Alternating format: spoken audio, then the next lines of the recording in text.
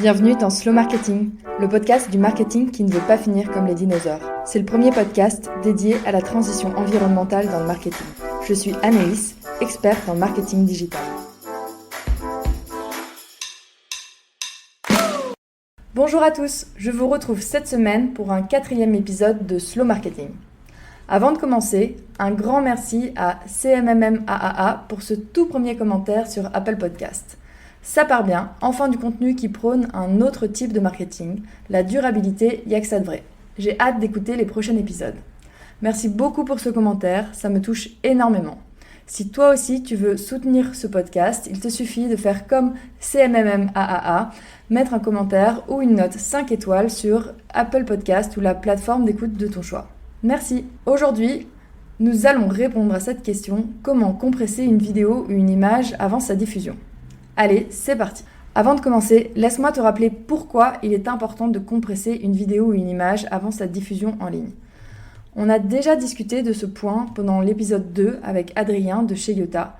Si tu ne l'as pas encore écouté ou si tu ne te souviens plus vraiment des détails, voici un récap en 3 points de pourquoi c'est important. Premier point, la taille des fichiers. Les fichiers vidéo ou images peuvent être très volumineux, ce qui peut rendre leur chargement et leur diffusion en ligne long et fastidieux. La compression permet de réduire la taille de ces fichiers, ce qui peut améliorer significativement les temps de chargement et de diffusion. Le deuxième point, c'est le coût des stockages et de bandes passantes. Si tu diffuses des fichiers volumineux en ligne, cela peut entraîner des coûts élevés en matière de stockage ou de bande passante. La compression des fichiers va pouvoir t'aider à réduire ces coûts en permettant de stocker et de diffuser des fichiers de plus petite taille. Et enfin, le troisième point, la qualité de l'image. La compression peut également être utilisée pour réduire la qualité d'une image ou d'une vidéo, de manière à ce qu'elle soit moins lourde à charger et à diffuser en ligne, tout en conservant une qualité d'image acceptable.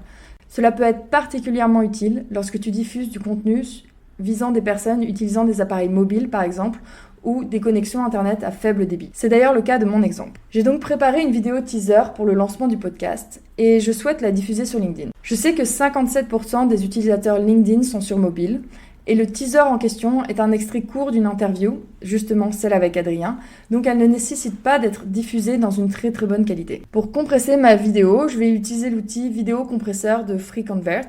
J'aime bien cet outil car il est vraiment simple à utiliser, notamment sur les paramètres de réglage, mais les autres outils font aussi très bien l'affaire. Ici, je choisis d'utiliser la résolution vidéo comme méthode de compression car elle me permet de choisir le format d'export.